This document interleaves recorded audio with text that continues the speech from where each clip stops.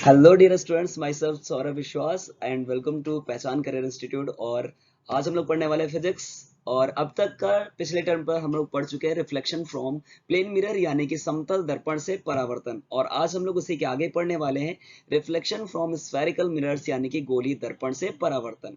वैसे तो plane mirror तो आप सभी जानते हैं क्या है क्या नहीं है। आज हम लोग स्फेरिकल मिरर देखने वाले हैं यानी कि गोली दर्पण। तो यहाँ पर आपके सबसे पहले मन में सवाल आना चाहिए कि स्फेरिकल मिरर्स हैं क्या, यानी कि गोली दर्पण है क्या। तो देखो यहाँ पर आपको दो गोले दिख रहे होंगे, दो स्फीयर दिख रहे होंगे जो कि कांच के बने, किस चीज के बने, ग्लास के बने हुए हैं। और हम पहले इसको क्या कट करेंगे। तो सबसे पहले हम इसे कट करेंगे इस तरीके से। यहाँ पर मैंने कट कर लिया ये, और इसको भी कट कर सकते हैं, ये हम लोगों ने कट कर लिया ये। आप देखो जब कट कर लेंगे तो हमारे पास ये पूरा स्फीयर तो बचेगा नहीं, यहाँ ये स्फीयर सारा का सारा गायब हो जाएगा। बचेगा क्या, ये वाला पार्ट। अब इस वाले पार्ट को हमें बनाना है मिरर, क्योंकि ये मिरर तो है नहीं, ये तो कांच है, ग्लास है, ट्रांसपेरेंट है। तो मिरर बनाने के लिए हमें पता है, मैंने आपको बताया कि हम लोग लेड ऑक्साइड या फिर Ag2O का क्या करते हैं, पॉलिश करते हैं। तो यहाँ पर अगर आपने आउटर सरफेस पर, किस सरफेस पर, आउटर सरफेस पर अगर हम लोगों ने पॉलिश कर दिया तो ये जो आपके सामने मिरर तैयार होगा, इस मिरर को बोलेंगे कॉनकेव मिरर। बोलो भाई, कौन सा मिरर, कॉनकेव मिरर कहलाएगा। और हिंदी में इसे क्या बोलेंगे, अवतल दर्पण। बिल्कुल सही बोल रहे हैं आप। और यहाँ पर हो जाएगा अवतल दर्पण।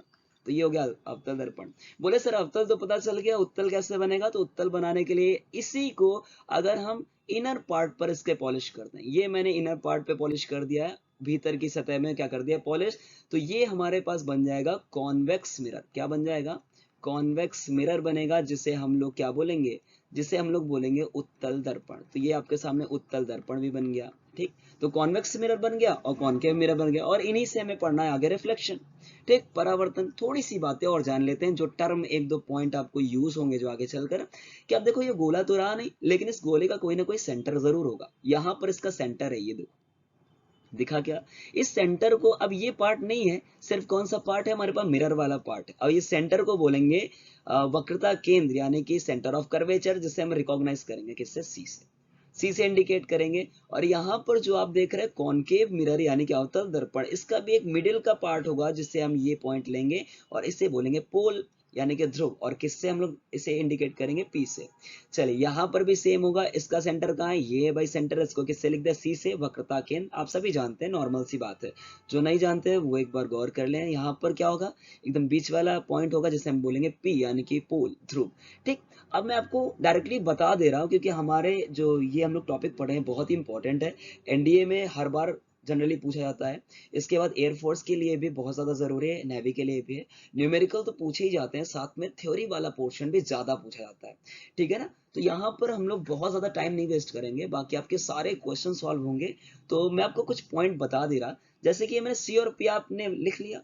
अब इस सी और पी को मिलाने वाली एक सीधी लाइन, ये देखो सीधी लाइन आई, इसको बोलेंगे मेन एक्सिस, मुख्य अक्ष। एम ए से मैं लिख रहा, ठीक ना, ये एम ए वाली डिग्री नहीं है, ये है आपका मेन एक्सिस, यानी कि आप इसे बोल सकते हैं मुख्य अक्ष। सेम इसी तरीके से अगर हम यहाँ पर पोल और सी को मिला देंगे तो ये भी बन जाएगा मेन एक्सिस। तो ये दोनों क्या है, मुख्य अक्ष है, यानी कि मेन एक्सिस। तो इसी पर हम ऑब्जेक्ट को रखेंगे, वस्तु को रखेंगे और उसका प्रतिबिंब देखेंगे। एक पॉइंट और मिस हो रहा है यहाँ पर, और वो पॉइंट है सी और पी के ठीक बीचों बीच, ठीक मिडिल में एक पॉइंट होता है जिसे हम क्या बोलते हैं, गैस करो। तो यहाँ पर हम उसे बोलते हैं एफ यानी कि फोकस। इसे बोलते हैं फोकस, मुख्य फोकस भी बोल सकते हैं, मेन फोकस भी बोल सकते हैं। सेम इसी तरीके से पी और सी के बीच में भी क्या होगा, फोकस, जिसे हम कैपिटल एफ से डिनोट करेंगे।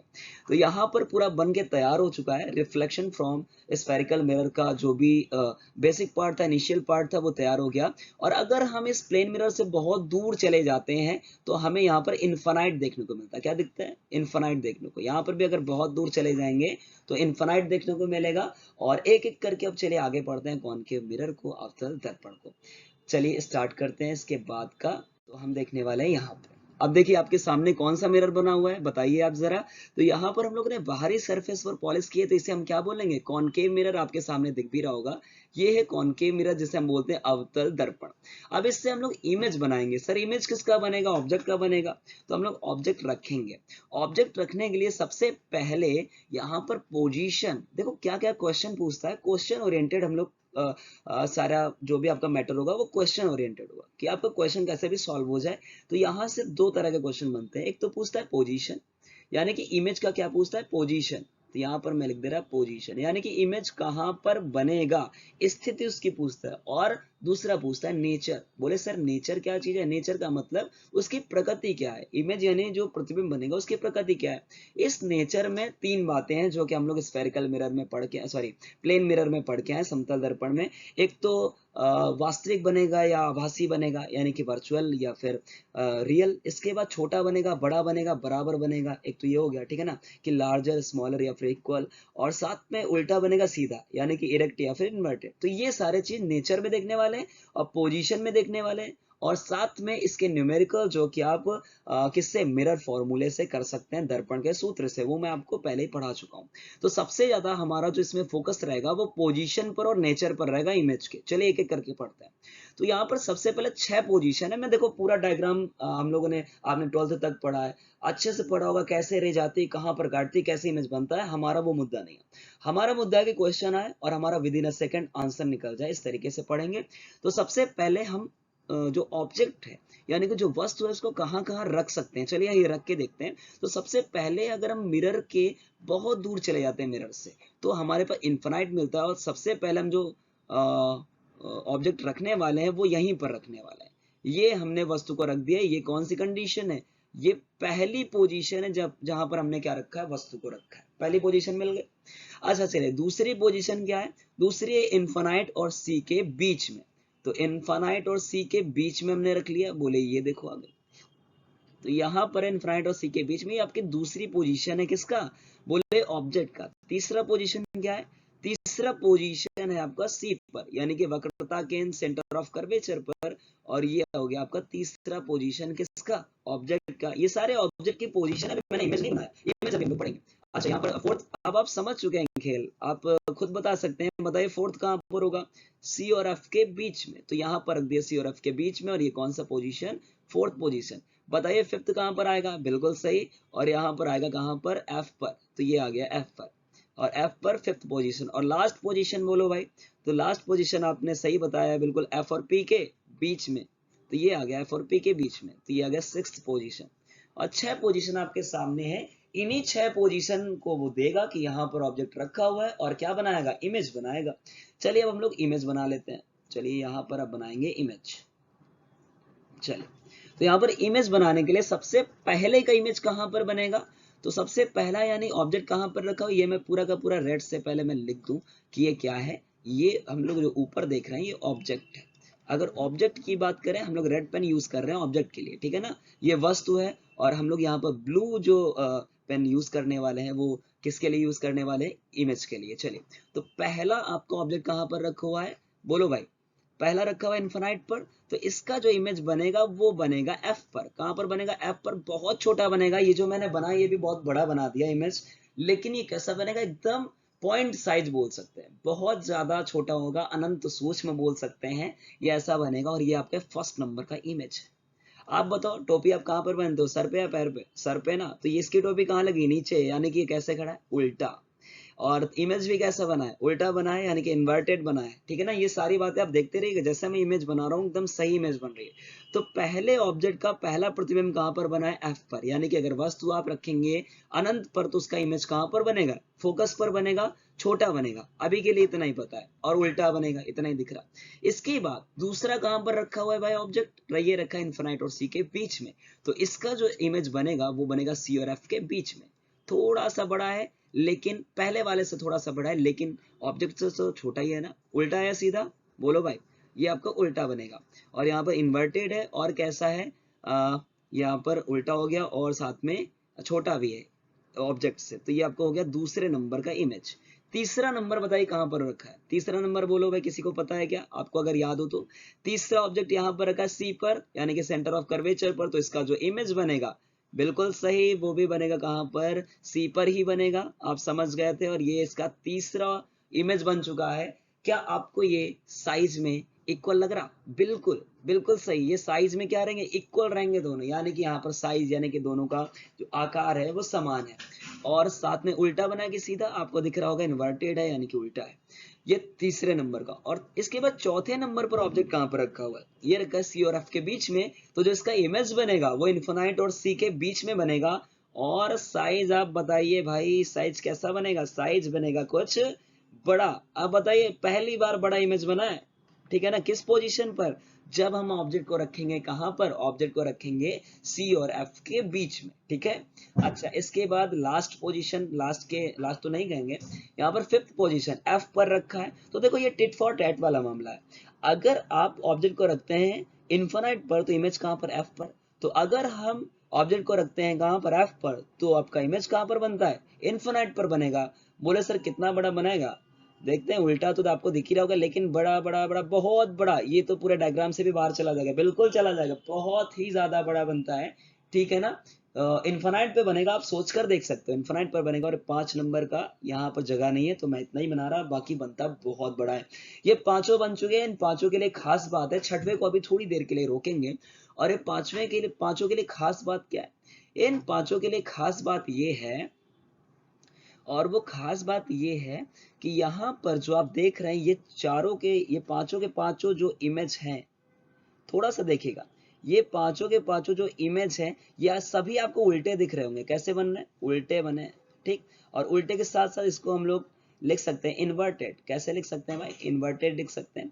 और कैसा इमेज बनेगा? रियल या वर्चुअल? छोटा बड़ा तो आपको दिख ही रहा है, ठीक है ना, कहां पर छोटा कहां पर बड़ा। तो नेचर में देखो पोजीशन आपको पता चल चुकी है, ये देखो पोजीशन पता चल गई, कहां पर हम लोग ऑब्जेक्ट को रखेंगे तो कहां पर इमेज बनेगा। नेचर में हमें पता चल गया है कि छोटा बनेगा या बड़ा, ये भी आपको पता चल गया। दूसरी बात, उल्टा बनेगा कि सीधा? अभी तो सारे उल्टे ही बने, तो सारे उल्टे बने। 5 पोजीशन के लिए कैसा बनेगा? उल्टा ही बनेगा। लेकिन यहाँ पर एक बात है कि रियल या फिर वर्चुअल। तो आप याद रखिए, यहाँ पर जो इमेज बनता है, ये सारे के सारे जो इमेज हैं, ये सारे के सारे रियल हैं। रियल का मतलब आप बोल सकते हैं वास्तविक। बोलो भाई। तो ये सारे के सारे वास्तविक बनेंगे, इतना बात आप याद रखिएगा। तो ये सारे इमेज जो है ये आपके उल्टे भी हैं, वास्तविक भी हैं, और इसका आप साइज देख ही सकते हैं खुद ब खुद। बोले सर ये 6 नंबर क्यों छोड़ दिया है? 6 नंबर छोड़ा नहीं है, इसको भी बनाते हैं। चलिए आइए इसको भी बना लेते हैं। तो 6 नंबर का इधर बनता ही नहीं ना, इसलिए मैंने इसको थोड़ा सा रोक दिया था। तो यहाँ पर आपका आएगा, मैं इसको थोड़ा सा रफ कर देता हूँ ताकि थोड़ा सा आसानी हो। ये थोड़ा सा रफ कर दिया हमने। और हाँ, नेचर ऑफ पोजीशन है भाई। चलिए अब देख लेते हैं कौन सा यहाँ पर इमेज। हाँ, 6th नंबर का इमेज कहां पर बनेगा?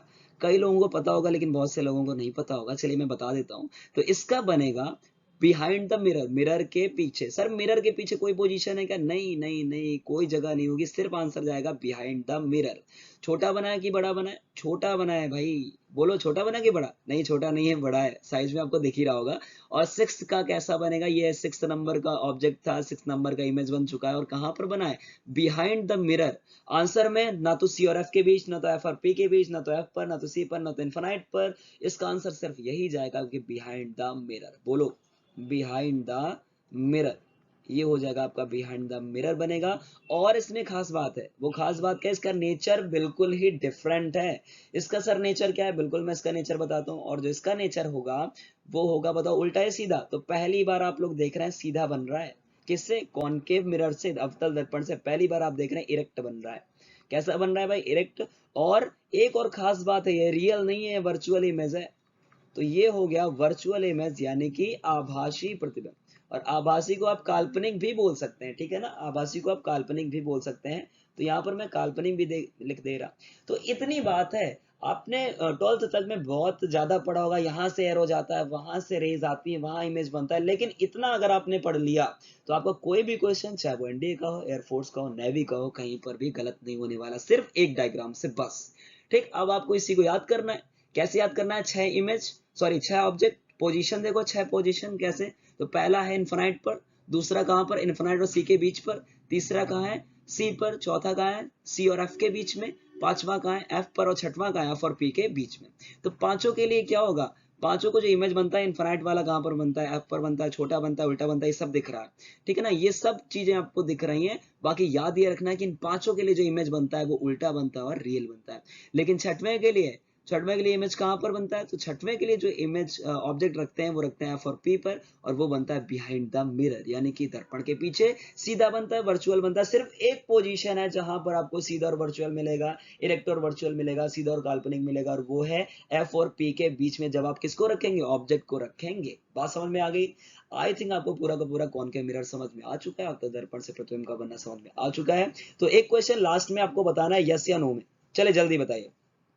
आप बताएं सबसे पहला, क्या हम कॉनकेव मिरर से अवतल दर्पण से वास्तविक प्रतिबिंब बना सकते हैं? बोलो भाई, रियल इमेज बन सकता है? बिल्कुल बन सकता है। अच्छा आप बनाए, क्या हम वर्चुअल इमेज बना सकते हैं, आभासी? बिल्कुल सही, ये एक पोजीशन है जहां पर हम आभासी बना सकते हैं। आप बताइए, क्या हम उल्टा बना सकते हैं? बिल्कुल, ये 5 पोजीशन में उल्टा बन रहा। बताइए, क्या सीधा बन सकता है, इरेक्ट? बिल्कुल सही बोला, यहाँ पर इरेक्ट बन सकता है। और आप बताएं, क्या यहाँ पर जितने भी क्या साइज छोटे में बन सकता है? छोटा साइज बिल्कुल बन रहा है, एफ और ये फर्स्ट और सेकंड में। क्या इक्वल साइज बन सकता है? बिल्कुल बन रहा है, सिर्फ और सिर्फ सी पर। ये सारी कंडीशन आपको याद रखनी है। अच्छा, कहां पर बड़ा बन रहा है? तो 2 जगह, और तीसरी जगह 3 जगह पर बड़ा बनेगा, एक में बनेगा वर्चुअल, बाकी 2 में रियल। तो इतनी बात आपको समझ में आ गई। कॉनकेव मिरर पूरी तरीके से खत्म हो चुका है। अब चलते हैं आगे कॉन्वेक्स मिरर पर। कॉन्वेक्स मिरर में इतना नहीं है, लेकिन ये चीज बहुत जरूरी है, आप इसको बहुत अच्छे से याद रखिएगा, ठीक है? बाकी कोई अगर आपको प्रॉब्लम हो तो नीचे आप कमेंट कर सकते हैं। चलिए देखते हैं। अब इसके बाद आप देखेंगे image formation by convex mirror, उत्तल दर्पण से प्रतिबिंब का बनना। यहाँ पर बेटा जी क्या होगा ना, यहाँ पर आपको, आप बताओ ऑब्जेक्ट कहाँ पर रखोगे? तो ऑब्जेक्ट आप रखोगे मिरर के सामने जहां पर पॉलिश ना हो। तो यहाँ पर तो हम एफ और पी, एफ और सी, ये तो पॉलिश वाली तरफ आ रही, तो यहाँ पर तो हम रख नहीं सकते, तो कहां पर रखेंगे? 2 ही पोजीशन है, इसमें बहुत ज्यादा पोजीशन की जरूरत नहीं है। एक तो कहां पर है? एक तो है हमारा इन्फानाइट पर रख दिया भाई, ये आ गया इन्फानाइट, पहला पोजीशन। और दूसरा पोजीशन ऑब्जेक्ट का कहां पर है? दूसरा पोजीशन इन्फानाइट को छोड़कर कहीं पर भी रख लो भाई, इन्फानाइट और पी के बीच में। तो यहां पर आ गया 1 और 2 नंबर। तो ये 2 ही पोजीशन है ऑब्जेक्ट को रखने के लिए। और इसके बाद कैसा इमेज बनेगा कैसा नहीं बनेगा, ये चाहिए, चलिए आगे डिस्कस करते हैं। तो यहाँ पर आगे डिस्कस करेंगे इमेज, और ये मैं ब्लू कलर से ले रहा हूँ इमेज। तो पहला है इन्फानाइट, सेम उसी तरीके से इन्फानाइट पर रखोगे तो एफ पर ही बनेगा, फोकस पर। ये बन गया है फोकस पर, देखिए ये बन गया है फोकस पर। आप बताओ, कुछ डिफरेंट है, छोटा है, ये बहुत छोटा बनेगा, मैंने थोड़ा सा बड़ा बनाया ताकि आपको दिखे। बाकी बहुत छोटा बनेगा एकदम, इन्फानाइटली स्मॉल बोल सकते हैं, अनंत सूक्ष्म बोल सकते हैं। ये आपका पहले नंबर का इमेज हो गया, ठीक है? यानी अगर हम इन्फानाइट पर रखेंगे तो फोकस पर ही बनेगा, चाहे वो कॉन्वेक्स हो चाहे कॉनकेव हो, चाहे उत्तल दर्पण चाहे अवतल दर्पण। बस डिफरेंस इतना है कि सीधा बन रहा है। कैसा बन रहा है? सीधा बन रहा है, और छोटा तो बन ही रहा है। बाकी और बातें मैं आपको बताऊंगा आगे। चलिए, इन्फानाइट और पी के बीच में जब रखेंगे तो याद रखिए, हमेशा एफ और पी के बीच में ही बनेगा इमेज, हमेशा एफ और पी के बीच में ही बनेगा। और ये सेकंड नंबर का आ गया है। तो ये दोनों सीधे बने हैं, और दोनों छोटे हैं किससे? ऑब्जेक्ट से। और दोनों ही बिल्कुल सही वर्चुअल या रियल? वर्चुअल बनेंगे, यानी कि आभासी बनेंगे। मैं लिख दे रहा इन दोनों के बारे में। तो जो इनका नेचर है, स्थिति तो आपको पता ही चल गई। इसकी जो स्थिति है इन्फिनाइट वाले की एफ पर बनेगी, और इन्फिनाइट और पी को छोड़कर, इन्फिनाइट और पी के बीच में अगर कहीं पर रखेंगे, यानी इन्फिनाइट को अगर छोड़ दें तो कहां पर बनेगा? पी और एफ के बीच में, ये बन गया। और अगर हम लोग नेचर की बात करें तो नेचर आप देख सकते हैं, ये कैसा बनाएगा। इसलिए ये जो कॉन्वेक्स मिरर है वो ज्यादा इंपॉर्टेंट हो जाता है, क्योंकि ये ज्यादा बनाता ही नहीं, ठीक है ना? ये सिर्फ एक ही तरह का इमेज बनाया। कैसा? आप बताओ, वर्चुअल या रियल? तो बिल्कुल सही, ये सिर्फ और सिर्फ वर्चुअल इमेज ही बनाएगा। वर्चुअल का मतलब आप लिख सकते हैं इसको आभासी। बोलो भाई, इसको हम लोग लिख सकते हैं आभासी। थोड़ा सा यार इसको क्या करते हैं ना अपन लोग, थोड़ा सा क्लियर वे में लिख देते हैं ताकि आपको दिखे। चलिए यहां से आप कर लेते हैं। तो यहाँ पर आ जाएगा आपका कैसा? कॉन्वेक्स मिरर से जो इमेज बनता है वो कैसा बनता है? तो ये बनेगा आपका वर्चुअल। वर्चुअल को हम लोग बोल सकते हैं आभासी। बोलो, आभासी बोल सकते हैं। तो सबसे पहले आभासी बनेगा। सीधा या उल्टा? बोलो यार, ये बनेगा सीधा। सीधा का मतलब इरेक्ट, तो ये बन गया इरेक्ट। और इरेक्ट के बाद आप बताओ, छोटा या बड़ा? यहाँ पर हमेशा छोटा बनेगा, इसका मतलब स्मॉलर देन ऑब्जेक्ट। आप स्मॉलर लिख सकते हैं। और इधर मैं एक बहुत बड़ी चीज लिख रहा हूं जो आपको हमेशा याद रखने की, ऑलवेज। कैसा? ऑलवेज। ऑलवेज का मतलब हमेशा ऐसा ही बनेगा। कौन? इसलिए ज्यादा स्पेशल हो जाता है ये, क्या आप बताइए कॉन्वेक्स मिरर से कैसा बनता है? कॉनकेव मिरर अवतल दर्पण से तो हर तरह का बना सकते हैं यार, लेकिन अगर कॉन्वेक्स मिरर की बात करें उत्तल दर्पण की, तो इससे आप हमेशा वर्चुअल बनेगा, हमेशा इरेक्ट बनेगा, हमेशा स्मॉल बनेगा, यानी कि आभासी सीधा छोटा। एक बार बोले साथ में, आभासी सीधा छोटा। तो ये मैंने कॉन्वेक्स और कॉनकेव मिरर बता दिया है। इसके बाद अगर जो इम्पोर्टेंट जो इसका आता है वो है आपका क्या चीज, इसका यूज कहाँ कहाँ करते हैं। तो अगर मैं इसके यूज की बात करूं तो यूज देख लेते हैं लास्ट में। चलिए यूज इसका देख लेते हैं, यूज कहाँ कहाँ है। चलिए देखिए इसका यूज कहाँ कहाँ हम लोग कर सकते हैं। तो सबसे पहले आपको दिख रहा होगा यूज ऑफ कॉनकेव मिरर, ये आपको दिख रहा है यूज ऑफ कॉनकेव मिरर यानी कि अवतल दर्पण के उपयोग। अवतल दर्पण के उपयोग सबसे पहले तो मैं आपको ये बता दूं, अवतल दर्पण जो होता है ना, पीछे जो ये जो नीचे जगह है यहाँ पर देखिएगा, ये हम लोगों ने अवतल दर्पण बना दिया, यहाँ पर पॉलिश कर दी, बोले ठीक है। अब ये लाइट जो आएगी, मान लो इस तरीके से लाइट आए और यहाँ पर इस तरीके से लाइट आए, ये लाइट को कर देता है कन्वर्ज। क्या कर देता है? कन्वर्ज। बोलो भाई, कन्वर्ज का मतलब मिला देता है, यानी कि ये एक कन्वर्जिंग मिरर है। यहाँ पर हम इसे लिख सकते हैं, यहाँ पर आप इसे लिख सकते हो कन्वर्ज, हाँ हिंदी में भी, बिल्कुल हिंदी में भी, ये हो गया कन्वर्जिंग मिरर। और इधर अगर मैं हिंदी में बात करूं तो ये होगा, आप इसे बोल सकते हैं अभिसारी। अभि का मतलब होता है केंद्रित करना, अभिसारी दर्पण, लेंस नहीं है, लेंस में भी बहुत ज्यादा वर्ड यूज होता है ये आपका अभिसारी दर्पण है, यानी कि मिला देने वाला। ठीक। अब जहां जहां पर हमें मिलाने की जरूरत होगी तो फिर लाइट कहां पर मिलाई जाती है? लाइट वहां पर मिलाई जाती है जहां पर हमें सिर्फ एक पॉइंट पर देखना हो, ना कि हमें पूरा का पूरा ज्यादा स्पॉट देखना हो। हमें सिर्फ एक स्पॉट देखना होता है, हमें ज्यादा स्पेस नहीं चाहिए होती है। तो इसी बिहाफ पर सारे यूज है। सबसे पहला यूज क्या है? इन सेविंग मिरर। अब देखो सेविंग मिरर हमें जो लगता है कि जब हम सेविंग कराने जाते हैं तो हमारे सामने प्लेन मिरर है, नहीं वो प्लेन मिरर नहीं होता, वो कॉनकेव मिरर होता है। लेकिन वो इतना बड़ा गोला था ना, इतना बड़ा, जैसे पृथ्वी बहुत बड़ी है ना, तो हमें जो कहीं पर पृथ्वी जो है, अर्थ जो है, वो कहीं पर कर्व्ड महसूस होती है कि यहाँ से मुड़ गई है, नहीं ना, क्योंकि उसका जो एरिया है वो बहुत ज्यादा है। इसी तरीके से अब जो हमारे सामने सेविंग मिरर होता है वो बहुत बड़े गोले का कटा हुआ भाग है, इसलिए हमें वो कैसा दिखाई पड़ता है, वो हमें लगता है प्लेन है, लेकिन वो प्लेन नहीं है, वो समतल दर्पण नहीं है, वो कैसा है, वो कॉनकेव मिरर है।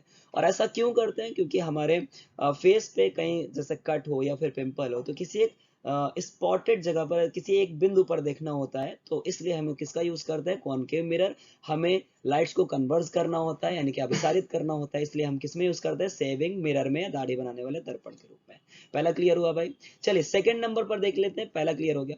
अब सेकंड नंबर पर डेंटिस्ट, जो दांत, जो दंत रोग विशेषज्ञ हैं, यानी जो दांतों की जो देखभाल करते हैं या फिर कह सकते हैं उनका इलाज करते हैं, डेंटिस्ट की बात करें, ये लोग अब दांतों में सारे दांत को नहीं देखते, दांतों में जहां पर कैविटी है, कहीं पर कोई पायरिया वगैरह, तो क्या एक बहुत ज्यादा स्पॉट जगह पर उसको देखना पड़ता है, कोई पॉइंट पर देखना पड़ता है। तो पॉइंट के लिए हमें क्या करना पड़ेगा? लाइट को कन्वर्ज करना पड़ेगा। सेम इसी तरीके से ईएनटी स्पेशलिस्ट है। बोले सर ये ईएनटी स्पेशलिस्ट क्या है? ईएनटी रोग विशेषज्ञ। तो ई का मतलब यहाँ पर है ईयर। क्या है भाई? ईयर है, यानी हम इसको कान बोल सकते हैं। और इसके बाद है एन का मतलब हम लोग नोज बोल सकते हैं, यानी कि आप बोल सकते हैं नाक। और यहाँ पर टी का मतलब टीथ नहीं है, टीथ वाला वो आगे बैठा है डेंटिस्ट, ठीक है ना। हाँ, यहाँ से टी का मतलब है थ्रॉट। क्या बोलते हैं? थ्रॉट बोलते हैं। यानी बाहर से अगर हम हाँ थ्रॉट, तो हाँ बाहर से अगर हम यहाँ पर देखें तो ये नेक कहलाता है, लेकिन अंदर की अगर बात करें तो इसे हम थ्रॉट बोलते हैं। तो ये हो गया थ्रॉट, हो गया THROAT। हाँ हाँ सही है। तो ये होगा थ्रोट, ठीक है ना। तो इसे हम बोलते हैं, आप लोगों ने बहुत अच्छे से सुना होगा, नाक कान गला रोग विशेषज्ञ, ये वही है ENT रोग विशेषज्ञ। तो ये लोग भी एक किसी पॉइंट पर देखने की कोशिश करते हैं, बहुत ज्यादा एरिया नहीं देखते हैं, तो उसके लिए भी इन्हें जो लाइट है वो कन्वर्ज कराना पड़ता है, अभिसारित करना पड़ता है, इसलिए हम लोग इसमें भी यूज करते हैं किसका? कॉनकेव मिरर का। सारा दिमाग में बैठना चाहिए, रटने से काम नहीं चलने वाला, ठीक है ना। चलिए अब देखो सर्च लाइट लिखा है, क्या लिखा है? Search light. अब किसी चीज को ढूंढ रहे हैं तो हम पूरा एरिया नहीं देखेंगे, हम एक बार में वहीं पर टॉर्च मारेंगे जहां पर कोई हमें ऑब्जेक्ट दिख जाए, यानी कि लाइट को कन्वर्ज करने वाला, अभिसारित करने वाला। वहीं पर टॉर्च भी हो गया, बिल्कुल टॉर्च भी है, और हेडलाइट भी हो गया। इन तीनों में आप लोगों ने देखा भी होगा। बोले सर कैसे? हेडलाइट में या फिर टॉर्च में या फिर सर्च लाइट में आप लोगों ने देखा होगा। तो देखो ये मान लेते हैं कि टॉर्च है, और टॉर्च में इधर, या फिर आप इसे हेडलाइट भी मान सकते हैं, ये आपका हेडलाइट होगा बाइक का। और इसके बाइक अगर हेडलाइट है या फिर जो भी है, तो यहाँ पर इस तरीके से हेडलाइट होता है, ठीक है ना। अब आप देखोगे यहाँ पर होती है, लगी होती है लाइट। क्या लगी होती है? लाइट लगी होती है। तो यहाँ पर लाइट लगी होती है, ये लाइट इस तरीके से निकल रही होती है, और ये जो बैक में है यही आपका कौन सा कॉनकेव मिरर चमकीला चमकीला होता होगा, आप लोगों ने बहुत अच्छे से देख रखा है। तो चमकीला होता है तो इसे हम क्या बोलते हैं, कॉनकेव मिरर बोलते हैं। कॉनकेव मिरर का मतलब कांच नहीं होता, मिरर का मतलब होता है कोई भी चमकीली और स्मूथ, शाइनिंग और स्मूथ कोई भी सरफेस हो हम उसे मिरर बोल सकते हैं। यहाँ पर आपका ये कॉनकेव मिरर हो जाएगा। तो ये हो गया थर्ड नंबर, यानी कि किसका यूज करेंगे, आप अवतल दर्पण का यूज करेंगे। इसके बाद सिनेमा प्रोजेक्टर में, ये आप डायरेक्ट याद रख लीजिए क्योंकि इसमें लेंस भी यूज होता है, तो आप डायरेक्ट याद रख लीजिए सिनेमा प्रोजेक्टर में कॉनकेव मिरर का यानी अवतल दर्पण का। और लास्ट में टेलीस्कोप, जो रिफ्लेक्टर टेलीस्कोप होता है और रिफ्लेक्टर बाइनोकुलर होता है, परावर्तक दूरबीन और परावर्तक दूरदर्शी, इसमें भी किसका यूज होता है, अवतल दर्पण का। मैं जब आपको टेलीस्कोप और माइक्रोस्कोप पढ़ाऊंगा वहां पर हम लोग खुद देखेंगे कि अरे यार हाँ सर आपने सही बताया था कि कॉनकेव मिरर जो है वो यूज हो रहा है। बात समझ में आई। चलिए, इसके बाद ये पूरा का पूरा कॉनकेव मिरर है। तो पहला किसमें, एक बार रिवाइज कर लेते हैं। पहला है सेविंग मिरर में, दूसरा डॉक्टर्स यानी कि डेंटिस्ट एंड इंटेस्ट स्पेशलिस्ट, तीसरा search light torch and headlight में, तीसरा चौथा सिनेमा प्रोजेक्टर और पांचवा टेलीस्कोप एंड रिफ्लेक्टर बाइनोकुलर। चलिए, ये हो गया कॉनकेव मिरर का यूज। कॉनकेव मिरर के बाद कौन सा आएगा, कॉन्वेक्स मिरर। तो भाई इसके बाद आएगा आपका कॉन्वेक्स मिरर। अब कॉन्वेक्स मिरर क्या, उत्तल दर्पण क्या है, तो जिस तरीके से कॉनकेव मिरर लाइट्स को क्या कर देता है, कन्वर्ज कर देता है, उसी तरीके से देखो इधर मैं नीचे लिख रहा हूं, ये आपका है कॉन्वेक्स मिरर। चलिए कॉन्वेक्स मिरर हो गया, और यानी कि उत्तल दर्पण सही कि नहीं, अरे पीछे वहां पर किया है ना अंदर की सतह में पॉलिश, कॉन्वेक्स ही मिरर है। चलिए, तो ये हो गया आपका उत्तल दर्पण। ये लाइट आई इस तरीके से, एक लाइट ये है, दोनों रे आई, दोनों किरणें आई, ये इसको क्या कर देगा, ये फैला देगा भाई। तो ये फैला दिया, ठीक। ये आगे जाके कहीं नहीं मिलता है, पीछे मिलता है, तभी तो हमारा कैसा इमेज बनता है, वर्चुअल, यानी कि कैसा आभासी बनता है, ये वास्तव में काटती ही नहीं है इसलिए। तो ये फैला रहा है, फैलाने का मतलब होता है क्या करना, बोलो भाई, कन्वर्जिंग या डाइवर्जिंग, डाइवर्जिंग, बिल्कुल सही बताया, डाइवर्जिंग मिरर आप इसे बोलेंगे। और डाइवर्जिंग मिरर को हिंदी में क्या बोलेंगे, डाइवर्जिंग मिरर को बोलते हैं अपसारी दर्पण। लेंस में भी होता है, अब दर्पण और लेंस दोनों को याद रखिए अलग अलग, अभी मैं दर्पण ही पढ़ा रहा हूँ। अब देखिए यहाँ पर हम ज्यादा एरिया कवर करेंगे, क्या करेंगे, ज्यादा एरिया कवर। तो यहाँ पर ज्यादा एरिया कवर होगा, तो यहाँ पर हम किसी एक पॉइंट पर नहीं, अगर हमें ज्यादा एरिया दिखना है तो हम किसका यूज करेंगे, डाइवर्जिंग मिरर यानी कि कॉन्वेक्स मिरर का, यानी कि अवतल दर्पण का। अब अगर हमें साइड मिरर इन व्हीकल पहला एग्जांपल है। अब गाड़ियों में जो बैक मिरर होता है, पीछे का जो मिरर होता है, जो पीछे देखते हैं, अब पीछे देखने के लिए आप कौन सा मिरर प्रेफर करोगे, आप खुद बताना कि हमें एक किसी पॉइंट पर दिखाई दे या पूरी की पूरी पीछे की रोड दिखाई दे। तो पूरी की ऑब्वियस सी बात है यार, पीछे की पूरी रोड दिखाई दे, ठीक है ना, वरना एक को देखते रहोगे तो फिर जानते हो क्या होने वाला है। तो यहाँ पर पूरी की पूरी रोड दिखाई देनी चाहिए, इसलिए यहाँ पर हम लोग किसका यूज करते हैं, कॉन्वेक्स मिरर का, जो कि लाइट को फैलाए। तो गाड़ियों में पीछे के दृश्य को देखने के लिए बहुत ज्यादा इंपॉर्टेंट है। आप इसे, एक तो सेविंग मिरर और दूसरा ये गाड़ियों में पीछे के दृश्य को देखने के लिए, ये दोनों बहुत ज्यादा इंपॉर्टेंट है। इसके बाद रोड लाइट में, अब देखो रोड लाइट में क्या होता है ना, हमें रोड में कोई चीज ढूंढनी तो है नहीं कि हमारा कुछ गिर गया तो हम उसे ढूंढे, नहीं, रोड लाइट में क्या होता है कि हमें रोड को देखना होता है, किसी एक पॉइंट पर नहीं, हमें ज्यादा एरिया कवर करना होता है, इसलिए हम ऐसे मिरर को यूज करेंगे जो क्या करे, लाइट को फैलाए। और कौन फैलाता है, कॉन्वेक्स मिरर यानी कि उत्तल दर्पण, जिसे हम रोड लाइट में यूज कर सकते हैं। एक और आप डायरेक्ट याद रख लीजिए, सोडियम परावर्तन लैंप, परावर्तक होना चाहिए, सोडियम परावर्तक लैंप यानी कि सोडियम रिफ्लेक्टर लैंप, ठीक है ना, इसमें भी यूज करते हैं। तो ये सारा का सारा हम लोग पढ़ चुके हैं किसके, रिफ्लेक्शन फ्रॉम स्फेरिकल मिरर।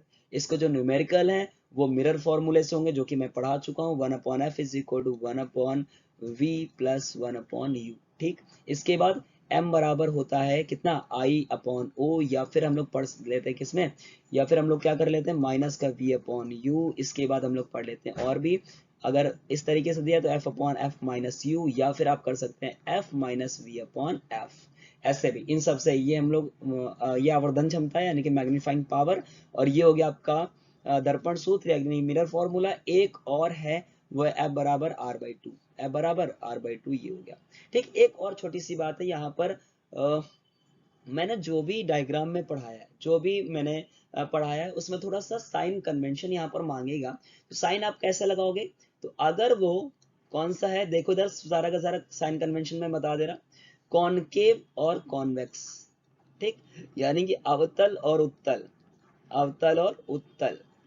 तो इधर देखो, अवतल और उत्तल दोनों के लिए एफ की जो वैल्यू होगी, कॉनकेव के लिए आप एफ की वैल्यू हमेशा निगेटिव लोगे और कॉन्वेक्स के लिए एफ की वैल्यू पॉजिटिव लोगे। ऐसा क्यों, तो हम लोग किसी नेक्स्ट क्लास में डिस्कस कर लेंगे, ठीक है ना। लेकिन अभी के लिए इतना ही आप याद रखो। वो भी मैं थोड़ा सा बता दे रहा आपको कि जिस तरफ ऑब्जेक्ट है, अगर आप उधर कोई दूरी देख रहे हैं, जिस तरफ ऑब्जेक्ट है अगर उधर आप कोई दूरी देख रहे हैं, मैं फिर से आपको रिपीट करता हूं, जिस तरफ वस्तु है अगर उधर आप कोई दूरी देख रहे हैं तो वो हमेशा निगेटिव ली जाएगी। इसलिए कॉन्वेक्स में फोकस था लेफ्ट साइड और वस्तु भी कहाँ रखते थे, लेफ्ट साइड, तो एफ कैसा, माइनस में। कॉन्वेक्स में एफ है राइट साइड और हम वस्तु कहाँ रखते हैं, लेफ्ट साइड, तो इसलिए पॉजिटिव, अपोजिट में आ गया ना। इसके बाद यू हमेशा आप निगेटिव ही लोगे, चाहे आपका कॉनकेव मिरर हो चाहे कॉन्वेक्स, क्योंकि यू किसकी दूरी है, यू है वस्तु की दूरी, यानी कि ऑब्जेक्ट डिस्टेंस है, कहां से, मिरर से, यानी कि दर्पण से। और ये निगेटिव क्यों लेते हैं, क्योंकि जिधर वस्तु होगी उधर ही वस्तु की दूरी, और मैंने बता रखा है कि ऑब्जेक्ट की साइड जितनी भी दूरियां लेंगे वो सब कैसी, निगेटिव। अब आते हैं वी पर।